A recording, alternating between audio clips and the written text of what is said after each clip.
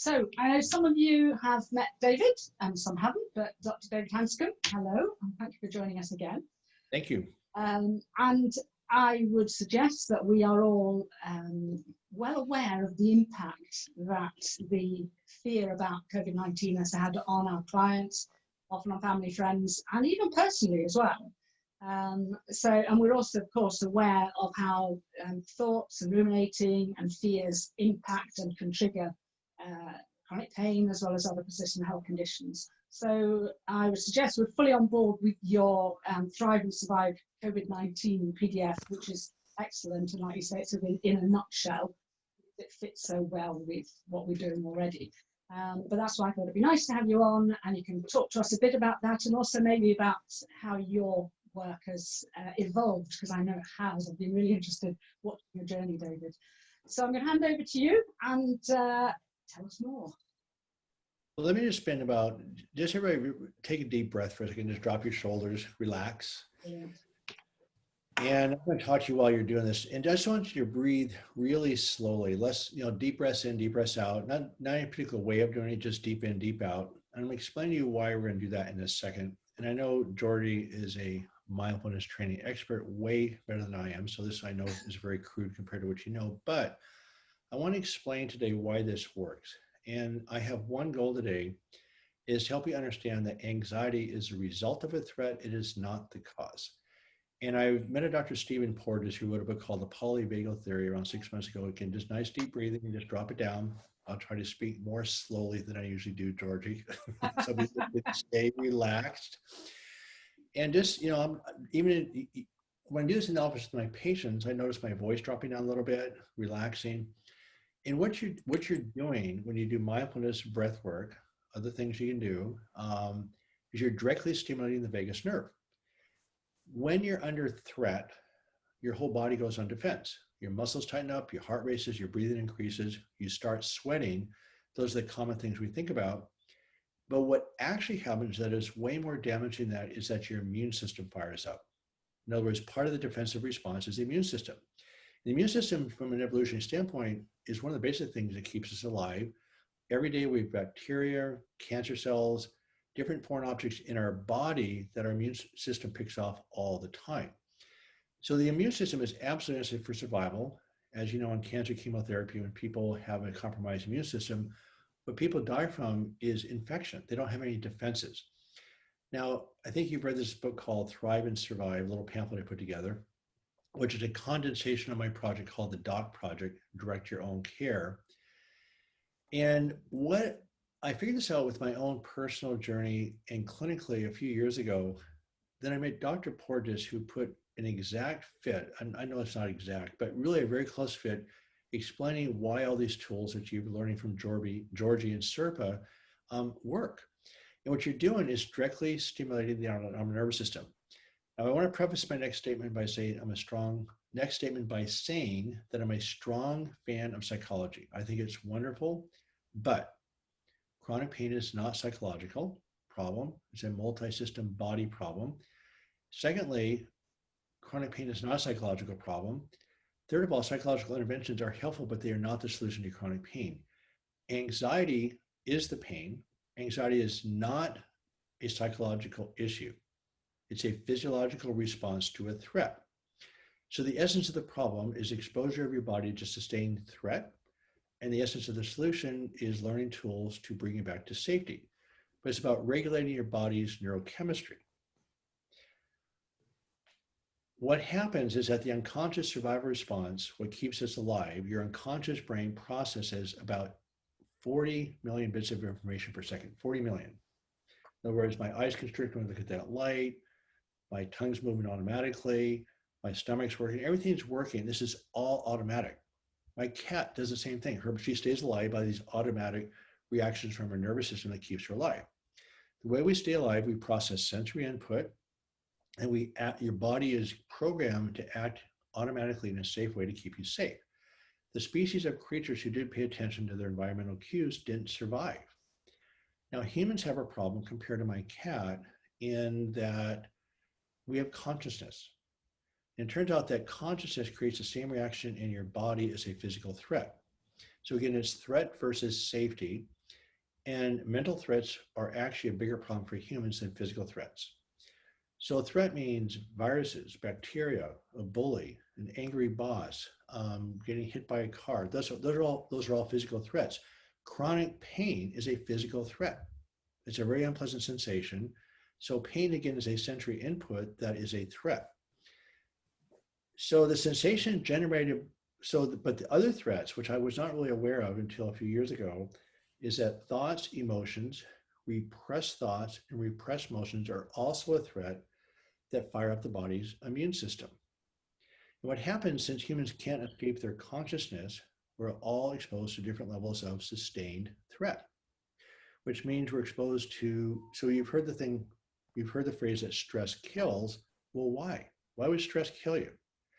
People talk about stress management. Well, that's fine, but the stress that kills you is the stress that you can't manage. So stress management is actually a huge misnomer. So anxiety is that sensation generated by a response to a threat. So the question I have, I'll ask it to you, Georgie. This is a rhetorical question, and I'm not expecting you to answer the question. This is for teaching purposes, so I'm not trying to be hard on you here, but I was about to say, please don't, because I'm also getting messages about people who are trying to get on the talk. I'm going to create. I was in and out of that for the last couple of minutes. I'm going to create anxiety for you here for a second. Yes, rhetorical question for everybody. Right. So thoughts are a threat. Okay, and the reason why thoughts are more of a problem than a physical threat is that you can't escape them. So I call it the curse of consciousness. So anxiety is a sensation generated by the adrenaline, cortisol, inflammatory cytokines, inflammatory markers. So it turns out that anxiety, depression, schizophrenia, OCD, and bipolar are all inflammatory disorders. And what I didn't realize, this has been in the literature for over 30 years. This is not new news. Why, as physicians, I have not heard about this? I don't understand. When I talk to my colleagues about this, they're going, what? But there are hundreds of papers documenting that all these disorders are inflammatory. But guess what? So is Parkinson's disease. So is Alzheimer's, cardiovascular disease, peripheral vascular disease, adult onset diabetes are all inflammatory disorders. And again, under sustained threat, you have these inflammatory cytokines, which are small proteins that fire up the immune system, but the inflammatory cells are directly attacking your tissues. So under chronic stress, I'm going to use the word threat instead of stress just for clarity. Under chronic threat, your body gets physically destroyed by these inflammatory cells. You physically get sick. And indeed, in chronic pain, which is one of the most stressful experiences in life, your body is being attacked by inflammation. So the question I'm asking, the rhetorical question I'm asking Georgie, okay, anxiety is the sensation generated by this response to a threat. It's a response to it that is not the cause. You're processing 40 million bits of information per second. Your conscious brain is processing 40. It's 40 million to 40, a million times stronger. It's not subject to rational interventions. How do you decrease anxiety? Don't just work on the conscious stuff. Well, yeah, that's the methodology. The answer I'm looking for, I just want to really get this successful. One of the biggest paradigm shifts for my patients has been this one paradigm shift. The way you decrease anxiety is simply decrease your inflammatory response. You just decrease the inflammation. Yeah. So you cannot do that psychologically because it's a million times stronger. It's not subject to rational interventions. So there's three parts to this, and then we'll go into an open discussion here because this is really the only point I want to make, because everything that Georgie does with her approach and what I do with my approach are different variations of the same concept of just calming down. Okay. So I want you to just drop your shoulders for a second. Just feel the back of your chair. Take a couple deep breaths and just do a little low-grade humming. Just hum a little bit.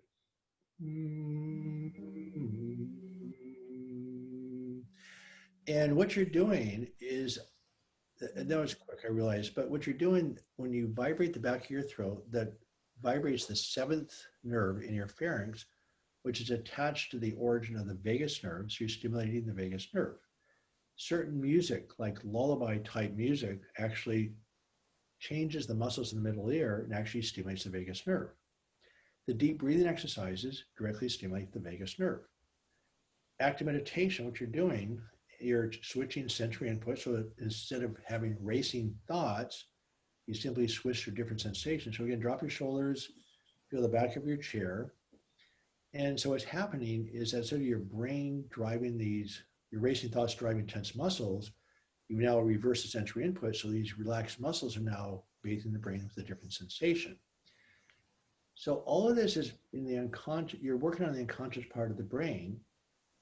And so you're decreasing the inflammatory response, you're decreasing the stress chemicals, and you're decreasing the sensation of anxiety.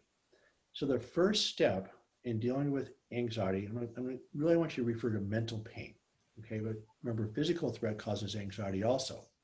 So anxiety is just a sensation. It's a result of a threat. So the first step to understand is anxiety is necessary to survive. If you did not have anxiety, you would not live more than 2 or 3 minutes because you wouldn't breathe, you wouldn't eat, you wouldn't drink, you'd walk out in front of a car. The species of creatures in evolution that didn't pay attention to their environmental cues didn't survive. The sensation is intended to be incredibly unpleasant. It forces you to take action. And unfortunately, since humans can't escape the consciousness, you're trapped by these incredibly unpleasant sensations that you can't escape, and you're trapped. The antidote to anxiety is control. Something threatens you, you take action to solve the problem, you're safe. When you can't escape, your body puts in more stress chemicals and more inflammation, and you become angry. Anger and anxiety are exactly the same thing, except anger is basically anxiety with a chemical kick. But the other problem that occurs in this process is that the inflammatory process also takes place in the glial cells of your brain. Those are the supporting tissues of your brain. Your brain becomes inflamed. Then you're sensitized and you feel the pain more. And the blood supply to the frontal lobes of your brain, the thinking centers, go offline. The blood gets diverted to your muscles and heart and whatever to survive. Anytime you're anxious or frustrated, you're reacting to a threat that gives you an automatic survival response. You're inflamed, you're sensitized, you're not thinking clearly. And it's a problem because people behave badly when they're anxious and angry, but they're also not who they are. But also remember, anxiety is necessary for life. Without it, you would not survive. You can't get rid of it. It's necessary. It is a gift. The first step is to separate anxiety from who you are. In other words, anxiety is an amoral survival response. You want to mentally separate yourself from this reaction. You get to watch it. Visualize a large thermometer on the opposite wall. Just visualize it for a second. Drop your shoulders again. And just tell them, just give your own personal gradation of what your anxiety level is today. And the first thing we're going to do to separate from anxiety is get rid of the word. Stephen Porges hates the word anxiety. It's basically an elevated stress response. That's it. And when you feel agitated or upset or whatever, just visualize that thermometer going up or down. And what you're going to do is simply lower the thermometer. And then the sensation that we call, I use the A word one more time, anxiety starts to drop down. And it's every day, comes and goes, back and forth. This sensation's necessary for survival, it's necessary for life. Once you've separated from it, you don't have to feel bad about being, feeling violent thoughts or negative thoughts or whatever it is. There's all sorts of crazy thoughts we have that originate from being threatened. They're just thoughts from the legitimate reactions to threat. But once you separate your identity from this reaction, anxiety is what you have, it's not who you are. Once you separate this reaction from who you are, then your conscious brain gets to thrive. And as your conscious brain gets to thrive, you come off these pain circuits and go onto these different circuits, you nurture them, your brain shifts to a different area of the brain, pain disappears.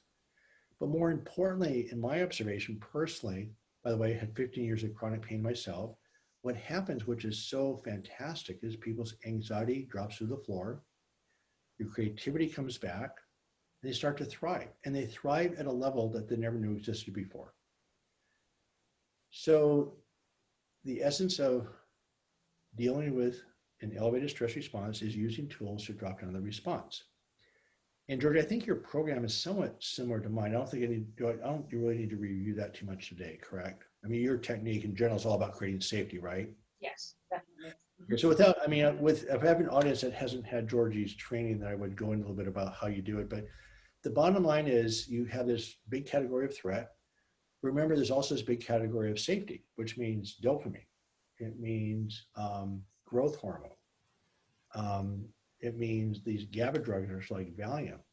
They are anti-inflammatory cytokines or an anti-inflammatory response. When your body is bathed with these anti-inflammatory cytokines and all these great chemicals, you regenerate. You have to regenerate in order to keep moving forward. If you're under sustained threat, people get sick. And we know people in chronic pain, on the average, live 7 years shorter than other people. The lifespan is shortened by about 7 years in chronic pain. Fortunately, when you treat chronic pain successfully, all this disappears. We know in chronic pain, people's brains physically shrink. Because remember, the blood supply to the frontal lobe is dropped down. When I went through my chronic pain process, I had a hard time processing new information. But once you solve chronic pain, that comes back. In other words, the brain is neuroplastic. It changes every second.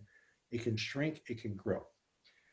So the first step of 3 steps is separating your identity from this reaction.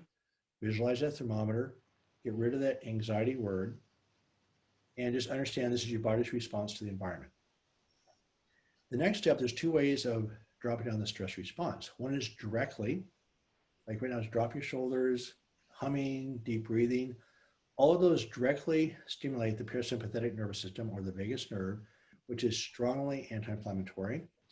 When you breathe, just do a couple of deep breaths through your nose, actually stimulates the release of oxytocin, which I'm now learning is one of the most abundant hormones in the body. It's strongly anti-inflammatory. It's historically been associated with lactation and pregnancy. It's one of the most powerful anti-inflammatory drugs in the body, and it's stimulated by social connection, which is why maybe social connection is so critical as far as solving chronic pain. So the direct means are what we just did: low active meditation, humming, deep breathing, exercise, mindfulness, meditation, relaxation.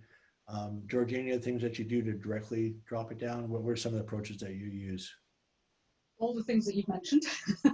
So yeah, the slow breathing, meditation, mindfulness, the self-soothing, the grounding, things like that. Play, having fun. And this is where I want to talk to the group in a second, because for me personally, when I talk to my patients, the fact, okay, I do this breathing exercise, we tend to think in terms of psychological construct. It's not. It's your body's response to a threat. And when you do this mindfulness relaxation tools, you tend to think, well, there's some type of psychological process taking place. Remember, my cat responds to a threat. The difference between cat and humans is that we put this word on it. My cat can't put a label that this is anxiety. She just runs from the threat, lays down, takes a nap. If I get threatened by my boss, I don't lay down. I lay down and obsess about my boss, right? So what happens is that humans, the way I think emotions occur in a way, because we have all these sensations, humans have language to name these sensations.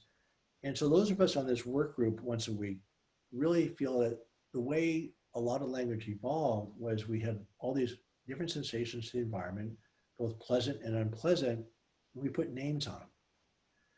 So anxiety is that name that somehow gets psychologically categorized. Remember, this thing of language and consciousness is a big problem for humans because, again, thoughts get processed in the same part of the brain as physical threats. Same part of the brain, same chemical reaction, it's the same thing. But again, going back to disease in general, whether it's heart disease or Alzheimer's or anxiety or bipolar, it's all the same thing. It's all the same, as my friend says, it's all the same soup. So you can drop your shoulders, directly drop down your stress chemicals, stress reaction. And another way is called neuroplasticity. I think most of you that worked with Georgie understand that word really well. But what you're doing, you're engaging in tools that stimulate your brain to shift and change in the direction you want. In other words, you take control of what you want your life to look like. So you create a vision of what you want. It's like learning a new language, and you practice it and you move forward. You're not going to learn French by not practicing, but you're not going to learn French by trying to fix your English.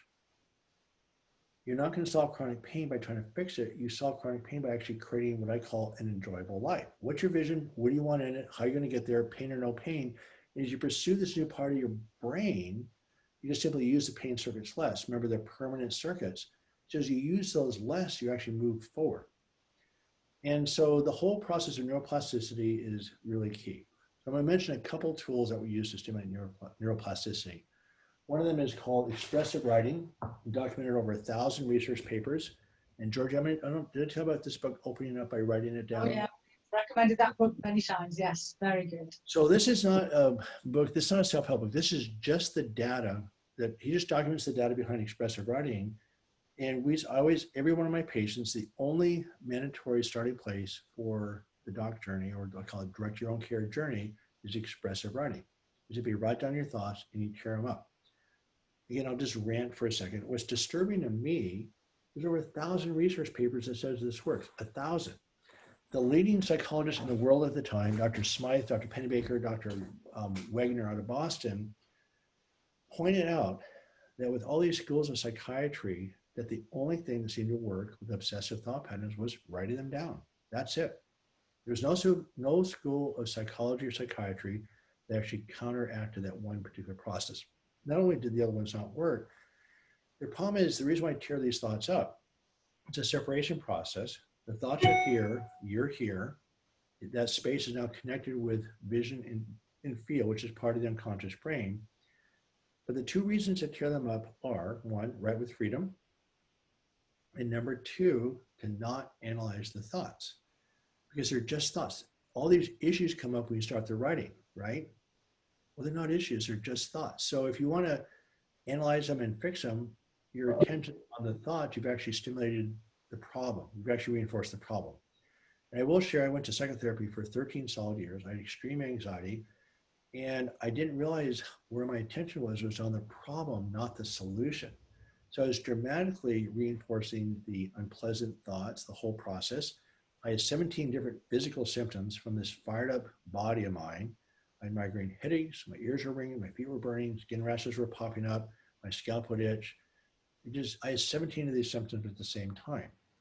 As I truly by accident stumbled across this process, I'm fine. My anxiety is down, my ears aren't ringing, I don't get migraine headaches, I'm fine.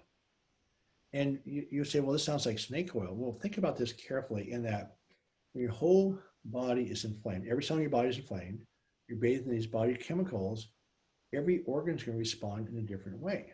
So for instance, in chronic pain, or like ringing in my ears, when you're in an inflamed state, you double the nerve conduction. You've doubled it. So all of a sudden things start happening, your threshold changes.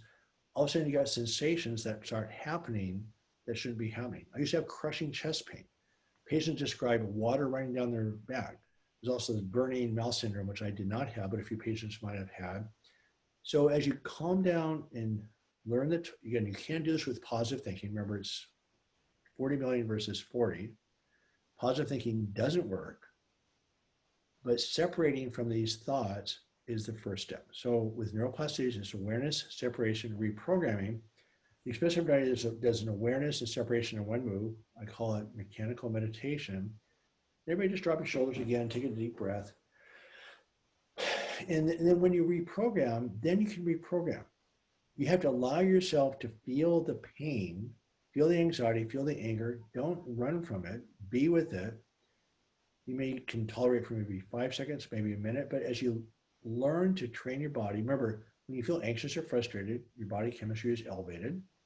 You just use the tools to drop it back down. You're not going to fix it or solve it or talk it out. This is irrational. You just drop it down.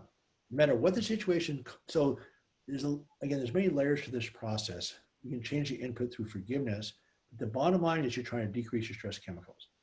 So the starting point is expressive writing combined with active meditation. And I want to finish with this one final thought as far as neuroplasticity. And we learned this in our workshops in New York called the Omega Institute.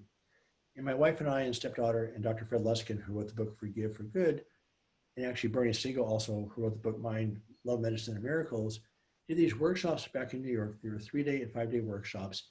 Every time we did these things, 80% of people got completely better. I'm going, what is going on here? Well, it's an incredible sense of safety and structure. People were able to relax at a level and share. I finally realized that it wasn't me healing people, it was people healing each other by healing themselves. And so the synergy there was unbelievable. But the cardinal rule we learned from those workshops is you cannot ever discuss your pain. So Georgie, I'm going to pretend you're in my office and you've had migraines for 15 years and you're complaining to me that nobody's helping you and everything, life is a mess and whatever, right? And you're right. And so I will document really clearly that they've documented, and I went through this myself, that the impact of suffering from chronic pain is equivalent to having terminal cancer. 2 papers document that. People don't believe you, you're bounced around, you repeatedly have your hopes dashed. I mean, the list goes on and on and on. So I don't want to say anything that dishonors your suffering because I was there for 15 years. I did not have any hope. That's a big deal. Nobody's telling you what's going on. You're bounced around. And now I think the final insult to injury right now, they now have come up with a new term called medically unexplained symptoms. And I don't want to say the word I want to say, but it's nonsense. Complete nonsense. Your whole body's inflamed. The literature's, there's hundreds of research papers that says your body is on fire, physically on fire with inflammatory cells everywhere. So you can't tell me, and we do know that most symptoms are created by the body's physiology, not a structural bone spur, for goodness sakes. So your whole body's a dynamic unit. You have 50 trillion cells in a human body. Your whole body's inflamed. Of course you're gonna have symptoms. So this medically unexplained symptoms to me is the final insult that the medical profession has now put into the coffin of actually taking care of the patients. We probably should hit this topic a different day about safety versus threat, but I will say one thing, that in America, we are not allowed to talk to our patients. We're on this volume thing. So if you can't feel safe with your healthcare provider, that's the starting point. The rest of everything else we do makes no sense. If you can't generate a feeling of safety and rapport with your doctor, where do you feel safe? So if you don't have that, then you're just chasing your tail. Anyway, I got lost. Where was I, Georgie? Oh, you're in my office. So the final thing I want to say is that one of the things we learned at the Omega process is never discuss your pain, ever. Because where's your attention? It's on the pain. What are you reinforcing? The pain pathways. When I look back on my journey, it's understandable that you would talk about your pain. It's encompassing your entire life. Nobody believes you. And the more and more you try to be convincing, the less people believe you. People in chronic pain probably talk about their pain 70% of the waking hours, or they're looking for the next cure. I became an epiphany addict, just searching and searching and searching for pain. So between discussing my pain and trying to find a cure, probably 70% of my waking hours were looking for a solution. Well, remember the problem is your eyes are on the problem, not the solution. You're reinforcing those pathways in a big way. So I say, Georgie, you're in my office. You've been migraine for 15 years. I'm going to ask you to look at my book, Back in Control. I'm asking you to go to my website and start the homework. So this is just homework. I want you to stop trying to search for things, just do some homework. But the one thing I want you to do is to start the expressive writing, and I don't want you to discuss your pain at all with anybody, especially your family. That includes your friends and colleagues, but especially your family. Leave them alone. And they look at me and go, well, what do I talk about? Or I hold question and answer periods every Tuesdays and Thursdays at noon. There are anywhere from 20 to 40 people hop on the table. And by the way, you're welcome to join me. We have I think 5 or 6 people from Europe on the round table. And so people want to discuss their pain. So I say, look, no discussion of your pain, no complaining, no criticism, no giving unasked for advice, just listen. And by the way, quit watching the news, because all of those come at you and they're a threat. And we didn't talk much about the COVID epidemic, but probably the number one threat in life is uncertainty. Now we're being threatened with our lives by a virus we can't see. And so we're probably at the maximum amount of threat you can imagine with this COVID epidemic. But it doesn't matter. Remember, before the COVID epidemic, your anxiety levels were driven by things that you couldn't control. You cannot control the COVID epidemic. You can't control the politics. When you get upset about something that you can't control, you're actually compromising your immune system. So paradoxically, the more you worry about something, the more you compromise your immune system. So I want to open this up for questions. I would recommend you take a look at the book called Thrive and Survive, COVID-19. It's about inflammation. And all the tools in that book are designed to drop down the immune system. And it's always a multi-pronged approach. So if you quit talking about your pain, that's fine, but expressive writing is a big deal. So just follow, there's like 10 or 12 recommendations in there, categories of recommendation, and anti-inflammatory diet drops inflammatory markers. All these things work.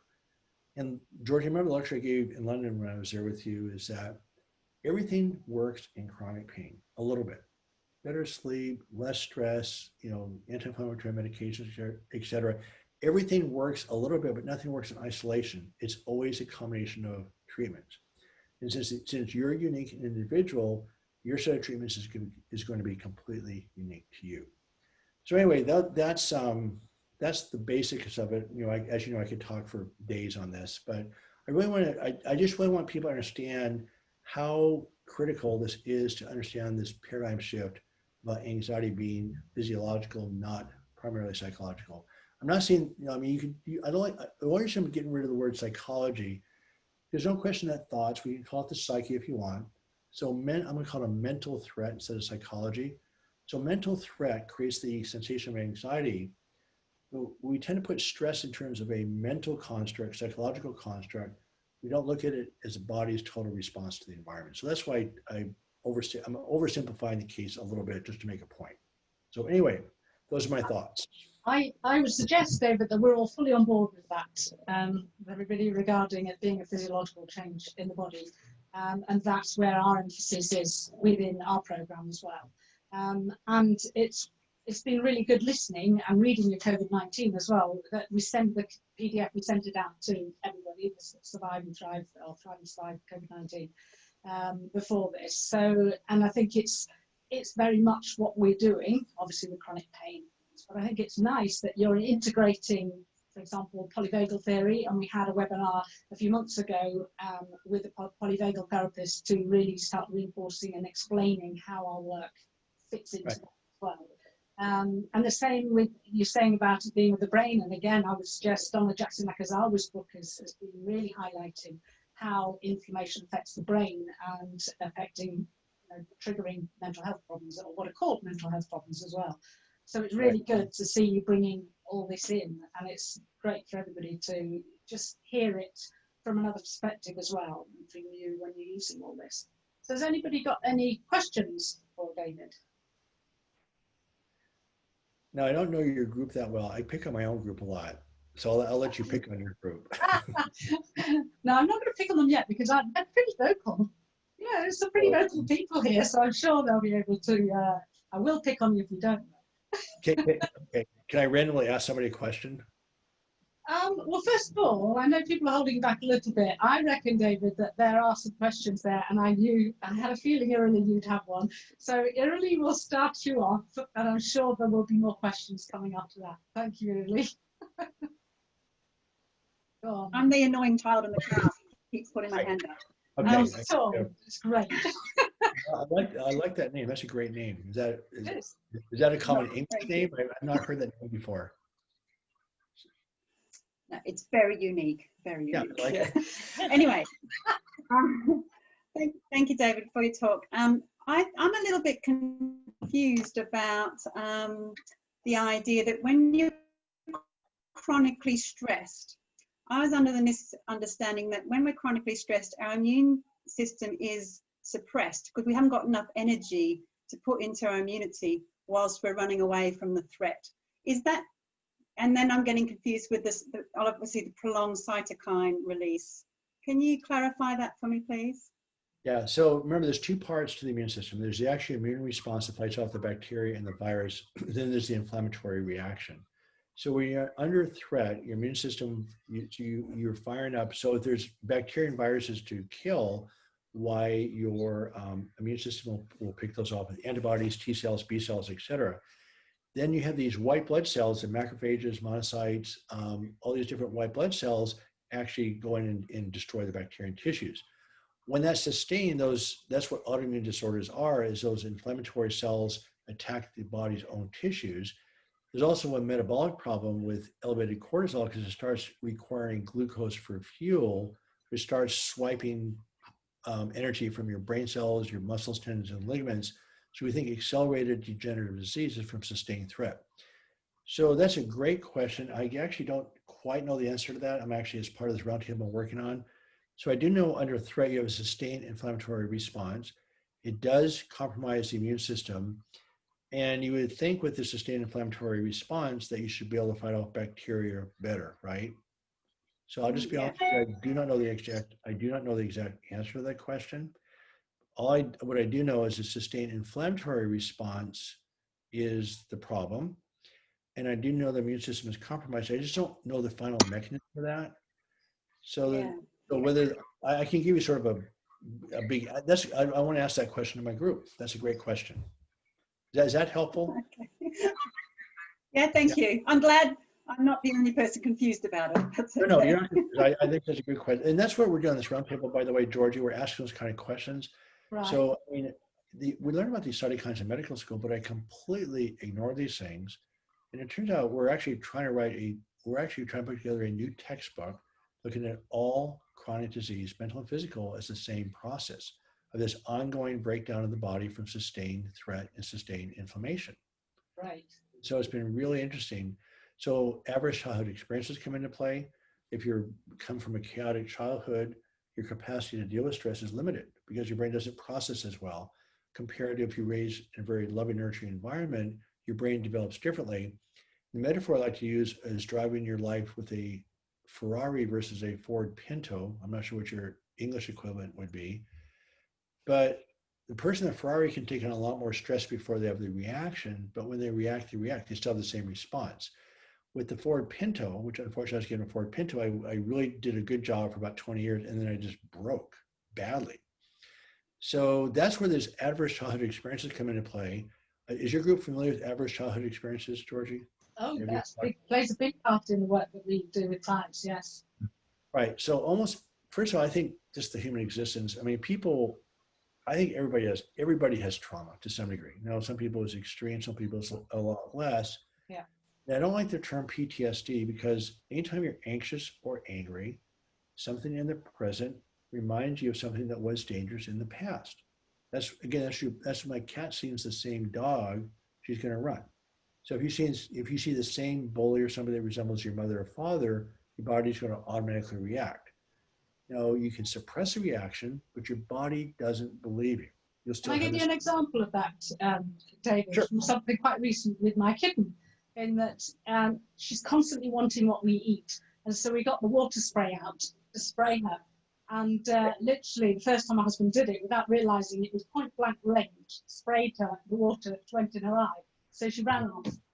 Literally, a few days later, she was trying to get my food. So I just picked up the bottle. It immediately was going right. with the eye that she'd been, so consciously, this was an immediate reaction to what had happened before, which I think is a lovely demonstration. Yeah, by the way, that brings up a sort of an off key point, is that Stephen Porges pointed out that when you interact with people, that you really look people directly in the eye.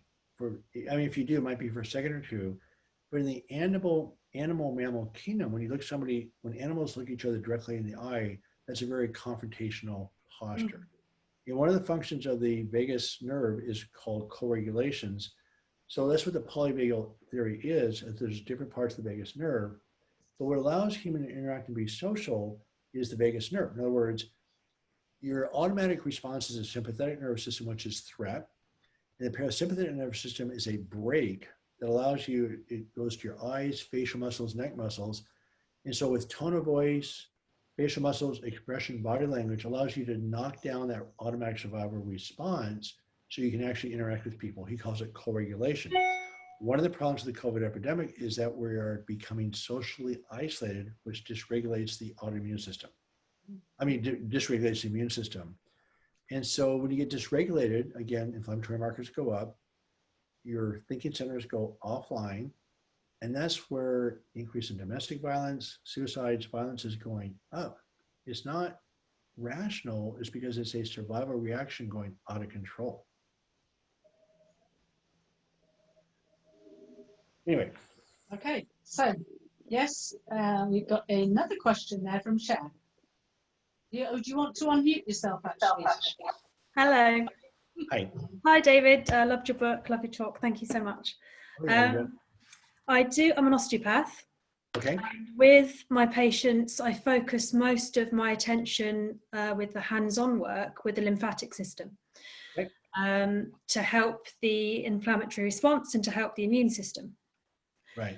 So I haven't quite formulated this question yet, but when you were talking earlier about the perceived sense of threat dropping and the immune system responding to that by becoming less reactive, does it work the other way? By helping the immune system, you're then giving the body a perceived sense of safety?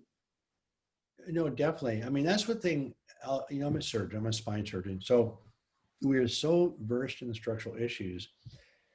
So all these modalities like massage, lymphatic work, acupuncture, EMDR, medical hypnosis, biofeedback, they all directly stimulate the parasympathetic nervous system.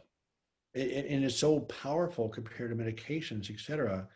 So the answer is a resounding yes. If you're doing lymphatic work, of course, there's massage, there's touch, all sorts of things are happening. So that's what I'm saying. When you're dealing with chronic pain in general, it's always a combined approach. For instance, if you're doing lymphatic work and people aren't sleeping, you have a limited result. We found out, for instance, that lack of sleep actually causes chronic pain and it induces it. There's a study out of Israel, a very large study, prospectively done, showed that lack of sleep actually causes chronic back pain. They did not find the reverse causation. I didn't know that. And not many, and then the data out of Washington, 2014, shows that only 10% of surgeons are acknowledging the risk factors for poor outcomes. So we're doing these major neck and pelvis fusions, 12 hours of surgeries, high complication rate. We're not asking a simple question, well, how's your sleep? So the things you're doing, so anything you can do to calm yourself down is fair game. As long as it doesn't have a side effect. And my final rant on surgery is there's not one research paper in 60 years, not one, that says that spine surgery works for back pain. The success rate for a back surgery for back pain is about 20%. 20%. It's horrible. So anyway, that's a very long answer to your question. Does that answer your question? Yes, thank you so much. Okay. One of the things that we encourage when people are triggered or their buttons are pressed or the pain, they notice the pain or anything, is just to pause, breathe, and then feel, to actually allow themselves to acknowledge the emotion. Because again, that by immediately slowing their breathing down, because it's like, unconsciously saying, I'm safe. Right. I think one of the hardest process, yes. Glenn, go on then. You're muted. Can you unmute yourself, Glenn? Yeah. Yes. No, I was just going to ask a question. If you follow up from Georgie, and then I've got a question after. Okay. I'm sorry, I missed the question there from you. Yeah, there wasn't really a question, but yeah, carry on, Glenn. So one of our approaches is to help people recognize unprocessed emotions. And do you see the sort of psychology or psychologists who do that, maybe using ISTDP or something like that, that isn't something you'd recommend? Absolutely. Yeah.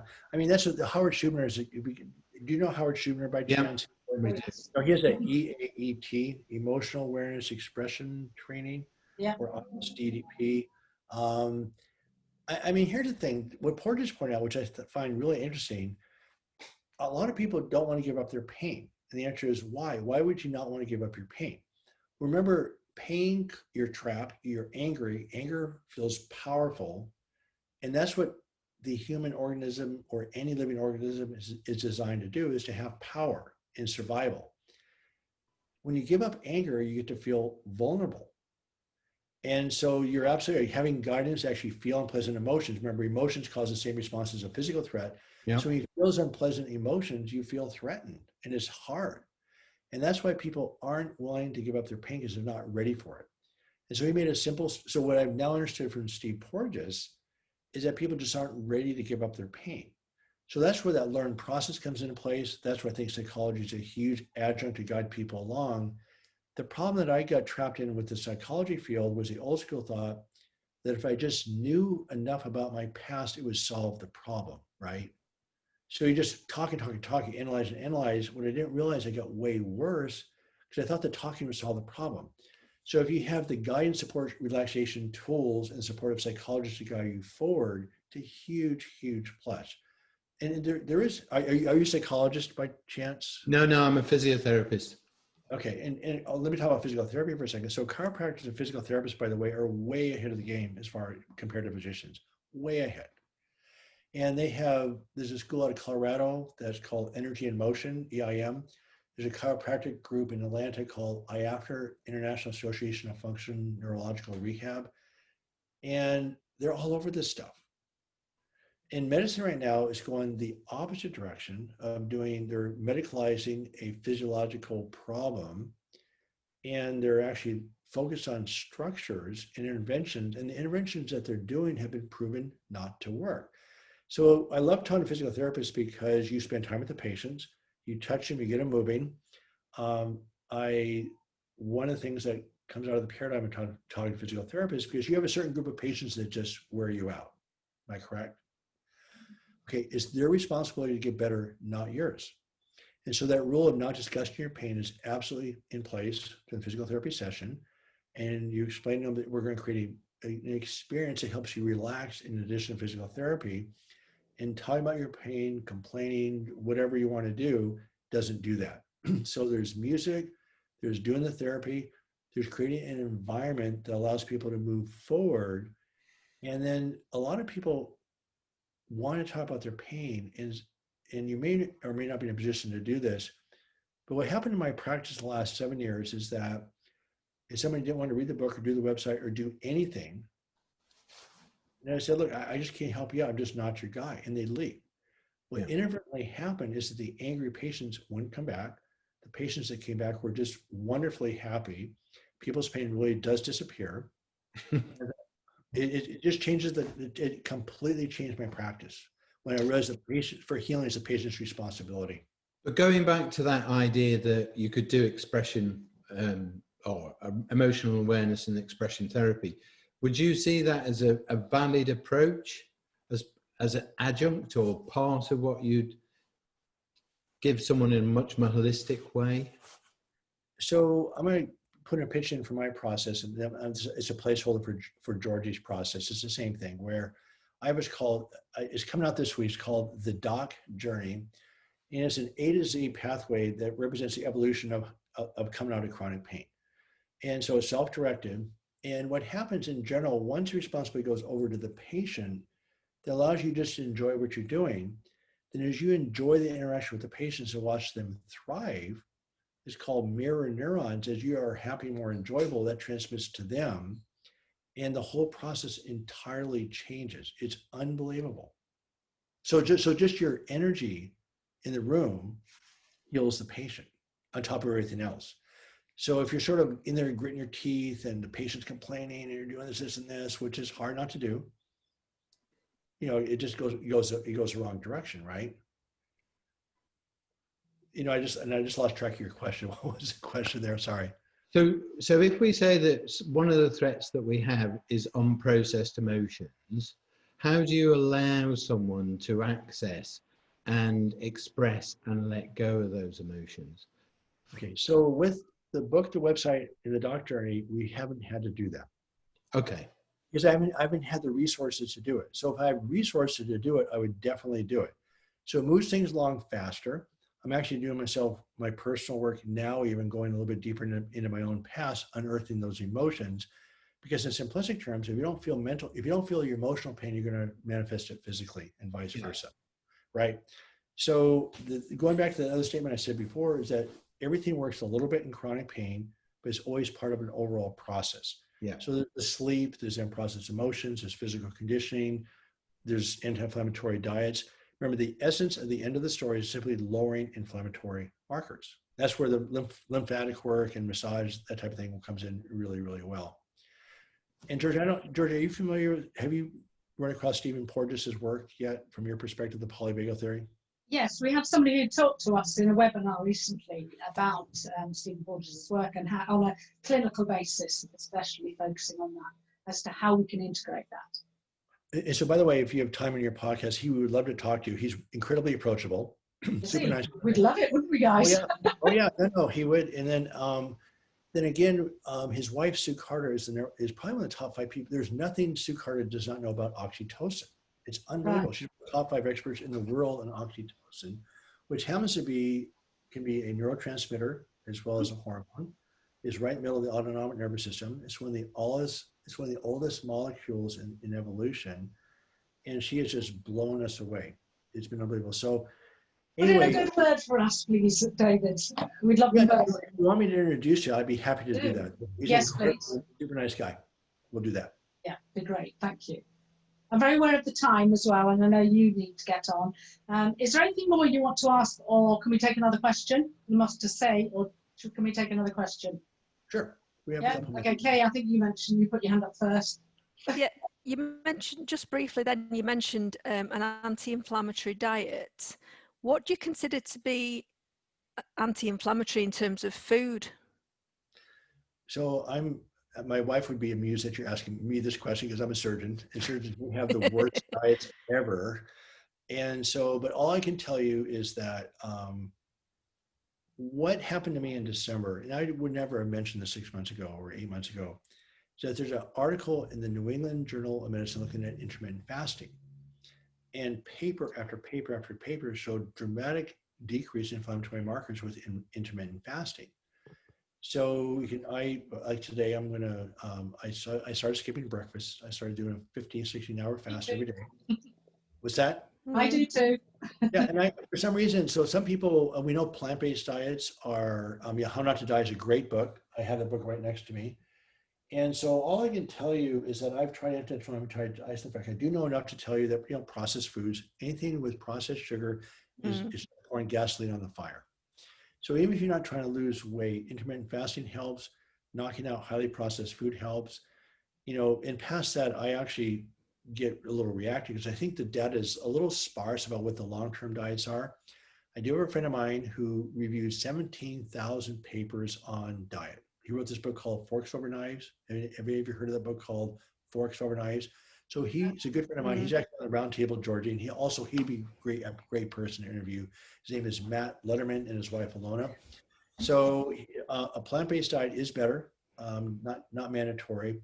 But at a minimum, getting the highly processed foods out and considering intermittent fasting is something to consider. That's all. That's the limit of my expertise. So I just think sorry. Go on, Kay. Go on. Well, I was just going to say, when I'm working with people, I try and sort of, imagine like a piece of the pie, and diet is a piece of that pie as well as. So if you're eating rubbish all the time, you can still be doing all this work, but then you've still got all the inflammation from the diet. But obviously, we're not qualified to advise people on diet, really. But let me say one more thing, one more time, is that, see, the problem getting with chronic pain, we're throwing random simplistic solutions at a complex problem. So again, diet's part of it, sleep's part of it, processing anxiety is part of it, forgiveness, anger is part of it. So everything adds a bit. So I just personally, I found out I have arthritis in my hips and my knees. Since I started the anti-inflammatory diet, I'm much better. If I quit doing my expressive writing, it kicks up. If I don't do my relaxation exercise, it kicks up. If I don't exercise, it really kicks up. But I'll have to say, and again, I just personally found intermittent fasting easier to do than trying to stick to a prescribed diet. That's all. Yeah. Have you got a couple of minutes to answer another question, David? You want to leave it at that? Encourage you. I don't know where you are all at. I would encourage you to do this on my website, backincontrol.com. There's a link to the upcoming Doc Journey, which is self-directed. Then on that webpage under calendar, there's a link to these Tuesday and Thursday noon meetings that I put at that time because we have like 5 or 6 Europeans on the meeting. So it's 1 hour. It's a round table like this. We have anywhere from 20 to 40 people. And I do 5 minutes relaxation, 10 minutes didactic, a little bit of discussion. And we go into small breakout rooms just to share the idea for the day and a little wrap up and we're done. So we've had 5 or 6 people in the last 3 or 4 months go to pain free. But that interaction and sharing and that dynamic has been powerful. And for me personally, it's been incredibly inspiring. And so I was surprised that it could be so effective in a virtual meeting. I don't know you all very well, but in 2 or 3 meetings, I think I know you a little bit. So it's not the same as being in person, but it's pretty good. I'm surprised. So yeah, I think Jordy has a great process. I'm excited about that. She and I have trained each other a bit. And then Jordy has put together this seminar in England, which has made a big difference in my life, just getting to meet other people that do the same thing. Every clinician that's effective in treating chronic pain has a good relationship with their patients. So there's different formulas and different approaches and different frameworks, but the bottom line is it does start with feeling safe, and feeling safe with your healthcare provider is the #1 starting point. Every clinician that's been successful in treating chronic pain has that rapport. Like Howard Schubner gets, he gets into this EAET thing, which is fine, but Howard's patient rapport is unbelievable. I want to be his patient. Yes. Right? He's incredible. I don't think Howard even quite sees it. It's not the technique. So if you took somebody like just a really rough, gruff physician and use the same technique, it's not going to work, right? So that patient-physician relationship is by far and away the #1 thing. If you don't have it or can't get it, again, the tools allow you to feel safe because you have control of your body's chemistry. So the final recommendation on my website to read is called The Ring of Fire. It allows you to navigate through all aspects of your life every day on your own terms because you get control of your body's neurochemistry. Anyway. Fantastic. Thank you so much, David. I know everybody here is really thankful, and it's been a fascinating talk. So thank you again, and we would like a link into some of the other speakers, wouldn't we, guys? And then we can learn more and more, because we're all on this journey, and all our work is evolving all the time, isn't it? I've seen Howard's now doing pain reprocessing as well, and everybody's work over the last 10 years has evolved and continues to evolve. I think it's important for all of us, and the evidence is really important as well for us all. So we've got people saying thank you, and yeah, generally thank you from us all. Thank you. All right, nice meeting everybody. Yeah. Thanks. All right. Thanks for being here, everybody. Take care.